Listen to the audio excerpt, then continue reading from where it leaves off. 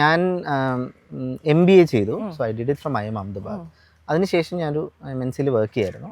അപ്പോൾ എന്നും ഒരു ആഗ്രഹം ഒരു സ്റ്റാർട്ടപ്പ് സ്റ്റാർട്ട് ചെയ്യണം. ഇപ്പോൾ കേരളത്തിൽ വന്ന് ചെയ്യണം. From employment generation point of view വരണമെന്നാഗ്രഹം. സോ നാട്ടിൽ സ്റ്റാർട്ട് ചെയ്യണമെന്ന് ആലോചിച്ചപ്പോൾ ചിന്തിച്ചത് എന്താണ് ഇഷ്ടം. ഓക്കെ, അപ്പോൾ ആദ്യം മനസ്സിലിഷ്ടം പ്രോഡക്റ്റ് ബേസ് ചെയ്ത് എന്തെങ്കിലും ചെയ്യണം. സർവീസസിനേക്കാൾ കൂടുതൽ എനിക്ക് എപ്പോഴും ഇൻട്രസ്റ്റ് എന്തെങ്കിലും പ്രോഡക്റ്റ് ഡെവലപ്പ് ചെയ്യാനായിരുന്നു. സെക്ടറാണ് നെക്സ്റ്റ് കാര്യം ചിന്തിച്ചത്. സെക്ടർ ചിന്തിച്ചപ്പോൾ 1-2 സെക്ടേഴ്സാണ് വളരെ പാഷനേറ്റ് ആയിട്ടുള്ളത്. ഒന്ന് എഡ്യൂക്കേഷൻ, രണ്ടാമത്തത് സ്പോർട്സ്. സ്പോർട്സിലേക്ക് എത്താനുള്ള പ്രൈം ഡ്രൈവർ എൻ്റെ മദറാണ്. സോ എൻ്റെ മദർ ഒരു പ്രൊഫഷണൽ അത്ലീറ്റ് ആയിരുന്നു. Right. So she use to represent Kerala. ഇപ്പോൾ PT ഉഷയുടെ കൂടെയൊക്കെ 4x100 റിലേസിൽ ഒക്കെ കമ്പീറ്റ് ചെയ്തിട്ടുണ്ട്. ലത.